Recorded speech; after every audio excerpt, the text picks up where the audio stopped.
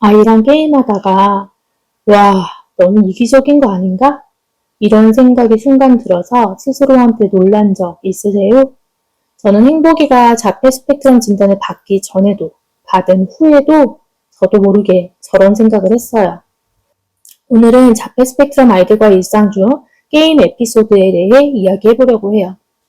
저는 집에서 아이들과 게임을 같이 하려고 꽤 노력하는 편이에요. 그런데 솔직히 말하면 저는 게임을 좋아하는 사람은 아닙니다. 닌텐도 게임, 핸드폰 게임, PC 게임 다 관심이 없습니다. 항상 할 일은 쌓여있고 머릿속은 늘 이거 하고 저거 해야 되는데 하는 조급함이 기본값인 사람이거든요. 그런데도 게임을 같이 하는 이유는 하나예요. 아이들과의 게임 시간이 상호작용에도 배움에도 도움이 된다고 생각하기 때문이에요. 그래서 닌텐도 게임도 같이 하고 보드게임도 꽤 자주 합니다. 그런데 게임을 하다 보면 저는 늘 같은 지점에서 마음이 복잡해져요. 같은 자폐 스펙트럼인데 왜 이렇게 다르게 느껴질까? 행운이와 행복이 둘 다 감정 조절은 미숙합니다. 그런데요, 느껴지는 결이 완전히 달라요. 행운이는 감정이 터질 때 보면 이 아이는 자기 감정을 감당하지 못해서 정말 힘들어하는구나 이런 마음이 들거든요. 그래서 안쓰럽고 도와주고 싶고 제가 조금 더 참을 수 있겠다라는 생각이 들어요. 그런데 행복이는요. 솔직히 말하면 제 눈에는 이기적으로 보일 때도 많아요. 이 말 꺼내는 것도 사실은 좀 용기가 필요했어요. 부모가 자기 아이를 이기적으로 느낀다는 게 마음 편한 일은 아니잖아요. 예를 들면 이런 거예요. 본격적으로 게임을 시작하기 전에 순서를 정할 때 꼴찌가 되는 순간부터 왜 하필 나만 맨날 꼴찌야. 가만히 들어보면요. 하필 나만 맨날 이게 다 남 탓, 상황 탓으로 하는 단어들이잖아요. 하필이면 나만. 이건 말도 안 돼. 이건 너무 불공평해. 내가 복수할 거야.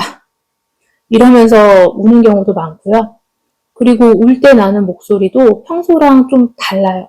정말 3살 아이처럼 찡찡거리는 목소리로 울거나 아니면 하소연을 합니다. 그러다가 게임이 조금이라도 잘 풀리면 바로 또 바뀝니다. 나는 천재야! 이번 판은 내가 무조건 이긴다. 내가 무조건 1등이라니까? 이런 식으로요. 반응이 너무 극단적이니까 제 감정이 따라가지 못해요.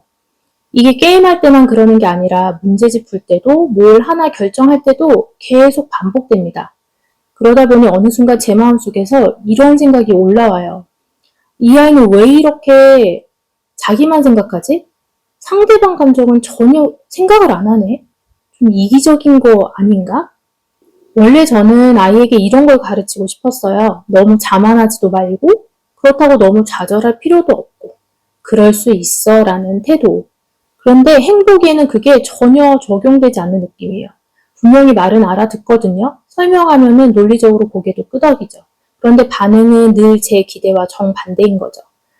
행운이는 그게 설명을 하면은 오히려 이해부터 어려워하지만 행복이는 이해를 분명히 한다고 하고 하는 것 같은데 그런데 그렇게 행동은 안 되는 거예요. 그래서 알아들으면서도 안 되는 것처럼 보이니까 제가 더 답답한 것 같아요. 책 아스퍼거 증후군 아이들에서는 이런 자폐 스펙트럼 아이의 특성에 대해서 이렇게 이야기하더라고요.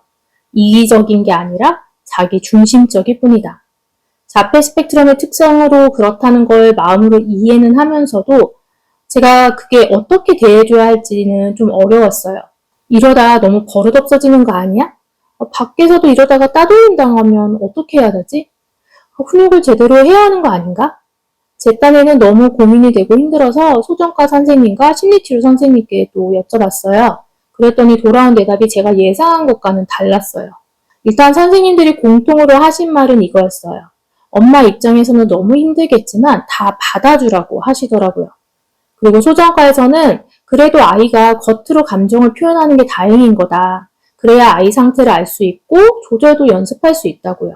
오히려 그만해 왜 그래 그런 거 아니야 이렇게 막다가 아이가 속으로 꽁해버리면 그땐 정말 답도 없고 그게 더 위험하다고 하시더라고요.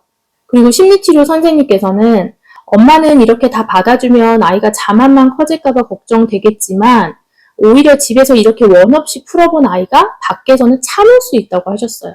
그러니까 집에서는 나는 여기서 안전해, 나는 여기서 최고야 라는 믿음이 있기 때문에 밖에서는 자기 마음에 안 드는 것도 견딜 힘이 생긴다고 말씀하시더라고요.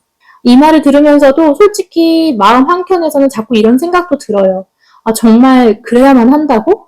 내 눈에는 너무 아닌 것 같은데 나의 가치관과 너무 안 맞아서 받아내는 나는 너무 힘들다. 그러면서 또 한편으로는 나는 여전히 정진해야 하는구나. 남들은 나보고 도인 같다 그러는데 아직 한참 멀었구나. 이런 생각도 듭니다. 갑자기 오늘 이 이야기를 꺼낸 이유는요. 혹시 저처럼 와, 애가 이게 너무 이기적인 거 아닌가?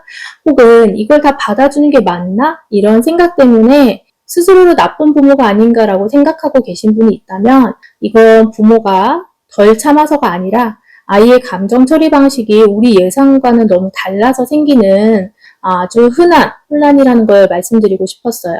오늘 영상이 나만 이런 생각하는 건 아니구나 이렇게 느끼는데 조금이라도 도움이 됐다면 좋겠습니다. 저는 이제 아이들이 초등학교 3학년에 진학하잖아요. 그래서 초등학교 3학년부터는 이제 사회랑 과학이랑 영어랑 교과목 수가 많아져요.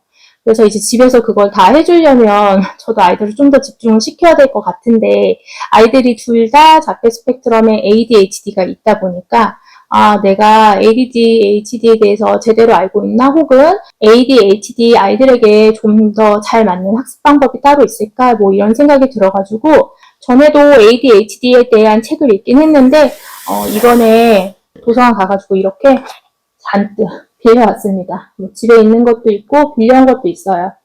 다 읽을 수 있을지 모르겠지만 최대한 읽어보고서 요점 정리를 한번 해보도록 하겠습니다. 그럼 감사합니다.